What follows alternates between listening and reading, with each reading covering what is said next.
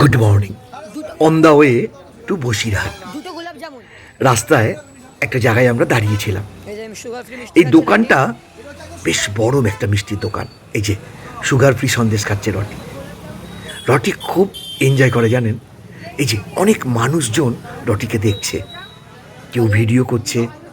তবে সবথেকে ভালো লাগলো এই যে একটা ব্যস্ততম রোড, তাতেও যারা গাড়ি চালাচ্ছিলেন এই ড্রাইভার দাদারা গাড়ি স্লো করে করে রটিকে দেখছিলেন। আমি খুব উপভোগ করেছি জানেন। তাই ভাবলাম এই মুহূর্তটা আপনাদের সঙ্গে সবার আগে শেয়ার করি, কারণ রটি এখন আপনাদের।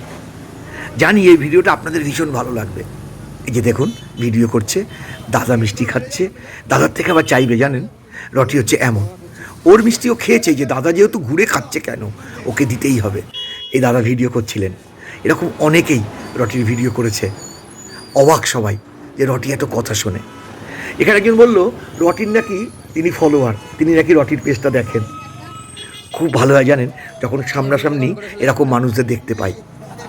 এই দাদা আবার ভিডিও কল করেছিলেন তার বাড়িতে, কারণ তার বাড়ির বাচ্চারা রটির মতো একটি পোষ্য আনতে খুব আগ্রহী। যাই হোক, এই সময়টা ভীষণ ভালো কাটালাম। আমাদের একটা মানসিক ছিল, যেটা হচ্ছে লোকনাথ বাবার আশ্রমে রটি পুজো দেবে, সেটা করতে পেরেছি। আমার খুব ইচ্ছা ছিল দিদির বাড়িতে কবে রটিকে নিয়ে যাব, মানে আমার মেজদির বাড়িতে।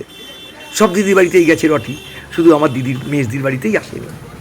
তাই চলে এলাম হঠাৎ করে। অনেক ভিডিও আছে রটি কেমন আনন্দ করছে, সেগুলো শেয়ার করে নেবো আপনাদের সাথে। কিন্তু এখন বলতে হবে এই ভিডিওটা আপনাদের কেমন লাগলো। হ্যাঁ রটি, তুই এমনটাই থাক, খুব ভালো থাক, সুস্থ থাক।